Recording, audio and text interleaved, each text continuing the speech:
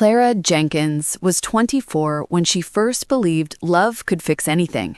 She worked the morning shift at Daisy's Diner on Route 9, a squat brick building with cracked vinyl booths and a neon sign that flickered open like a tired heartbeat.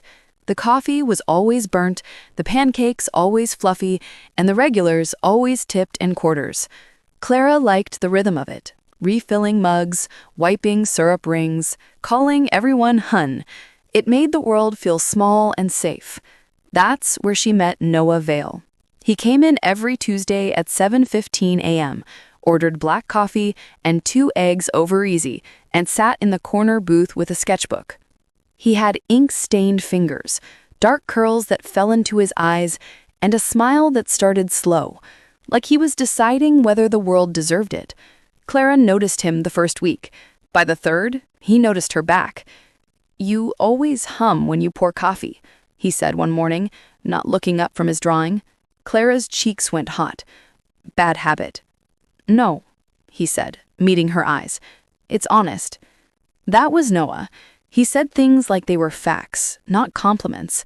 Clara, who'd grown up believing love was loud, shouted across bleachers, scrawled in yearbooks, didn't know what to do with quiet truth. So she smiled, topped off his mug, and went back to the counter with her heart rattling like loose change. They started dating in October. He picked her up after her shift in a rust-flaked pickup that smelled of turpentine and pine. They drove to the quarry outside town, sat on the tailgate, and watched the water turn gold. He drew her silhouette against the sunset. She traced the calluses on his palm. "I love you," she said one night, the words slipping out before she could stop them. He didn't answer right away, just closed his sketchbook, leaned in, and kissed her like a promise. Later, in the cab of the truck, he whispered it back. "I love you, Clara." She believed him because his voice shook. They moved fast. By Christmas, she'd given him a drawer in her apartment above the laundromat. By spring, he'd painted their names on the water tower, C+N, in dripping white. People in town started calling them the kids who'll make it. Clara's mom, Ruth, who'd raised her alone after Clara's dad skipped town when she was 6, warned her gently, "Love's a verb, baby, not a feeling." Clara didn't listen. She was too busy planning a future in Noah's arms. The first crack came in June.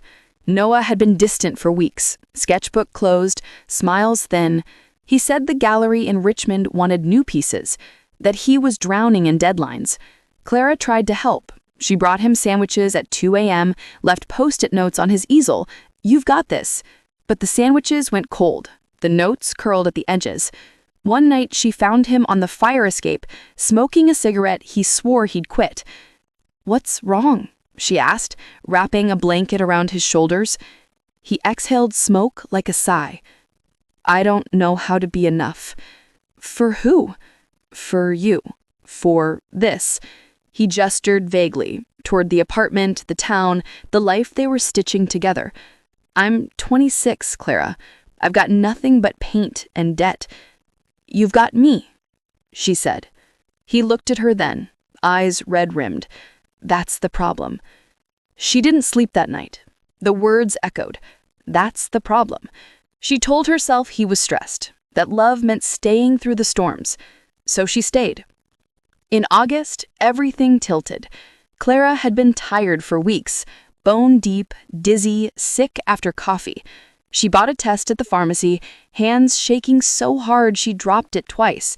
2 pink lines. Pregnant. She sat on the bathroom floor and cried, not from fear, but from a fierce, sudden joy. A baby. Their baby. She imagined Noah's face when she told him. She imagined tiny overalls, a crib by the window, Noah teaching their child to draw. She cooked his favorite, chicken and dumplings, and waited. He came home late, smelling of turpentine and something sharper. Whiskey, maybe. She didn't ask, just took his hand, led him to the couch, and said, "I have news." He stared at her belly like it might bite him. "Clara, tell me it's negative." The room went still. The dumplings congealed in the pot. "It's positive," she whispered. He stood up, walked to the window, didn't turn around. "I can't," he said. Can't what? Be a dad. Be this.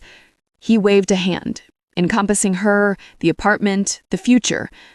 I'm 26, Clara. I've got nothing but paint and debt. You've got me. He looked at her then, eyes red-rimmed. That's the problem. She didn't sleep that night. The words echoed. That's the problem. She told herself he was stressed, that love meant staying through the storms. So she stayed. In August, everything tilted. Clara had been tired for weeks, bone deep, dizzy, sick after coffee. She bought a test at the pharmacy, hands shaking so hard she dropped it twice. 2 pink lines. Pregnant. She sat on the bathroom floor and cried, not from fear, but from a fierce, sudden joy. A baby. Their baby. She imagined Noah's face when she told him. She imagined tiny overalls, a crib by the window, Noah teaching their child to draw. She cooked his favorite, chicken and dumplings, and waited. He came home late, smelling of turpentine and something sharper. Whiskey, maybe. She didn't ask, just took his hand, led him to the couch, and said, I have news. He stared at her belly like it might bite him. Clara, tell me it's negative. The room went still. The dumplings congealed in the pot. It's positive, she whispered. He stood up, walked to the window, didn't turn around. I can't, he said. Can't what? Be a dad. Be this.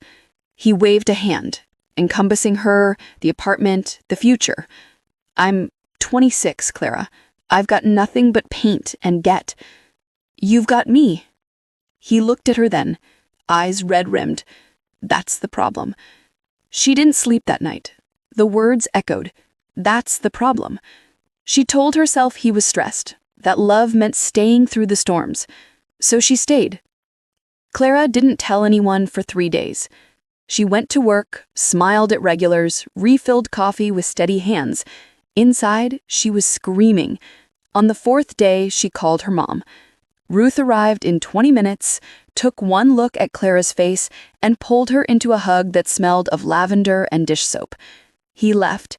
He said he loved me, and then he left. Ruth didn't speak, just held her until the crying stopped. That night they sat at the kitchen table. Ruth poured tea. Clara stared at the steam. I thought love was enough, Clara said. I thought if I loved him hard enough, he'd stay. Ruth set her cup down. Love doesn't keep people, Clara. Choice does. The months blurred. Clara's belly grew. So did the town's whispers. Poor girl. Thought she had it all. She stopped going to the quarry, stopped driving past the water tower. Noah's paintings disappeared from the diner wall where the owner had proudly displayed them. She moved back home. Ruth turned the sewing room into a nursery. Yellow walls, a second-hand crib, and a mobile of paper stars Clara cut herself. Every night she rubbed cocoa butter on her stretch marks and talked to the baby. You're going to have the best mom. I don't know how yet, but I will. At 7 months, she felt the first kick during a rainstorm. She laughed out loud, alone in the dark, hand on her belly. The sound startled her. It had been months since she'd laughed. Noah came back in November.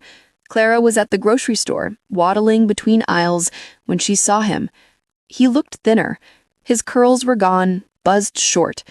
He held a basket with milk and cereal, like a man who'd forgotten how to live. Their eyes met. He froze. Clara. She wanted to run, wanted to scream. Instead, she gripped her cart and said, Hi. He glanced at her belly, then away. You look good. She almost laughed. Good. 8 months pregnant, swollen feet, heart in pieces. Sure. How have you been? He asked. Busy. Growing a human. He flinched. I'm sorry. For what part? All of it. He shifted the basket. I was scared. I thought if I stayed, I'd ruin you both. You didn't give me a chance to decide that. I know. I see that now. A silence stretched. Somewhere a child laughed. Clara's baby kicked hard, like a reminder. "I should go," she said. "Clara," he reached out, then dropped his hand. "If you ever need anything, I won't." She walked away, didn't look back. Lila Grace Jenkins was born on a Tuesday in January during the first snow. Clara labored for 14 hours. Ruth held one hand, the nurse held the other. When Lila cried, sharp, indignant, perfect, Clara sobbed so hard she couldn't see. They placed the baby on her chest, tiny and red and furious. Clara kissed her forehead, tasted salt and new life. "Hello, little love," she whispered. "I'm your mom." Lila had Noah's dark hair and Clara's stubborn chin. She didn't care. This child was hers alone. The first year was brutal. Lila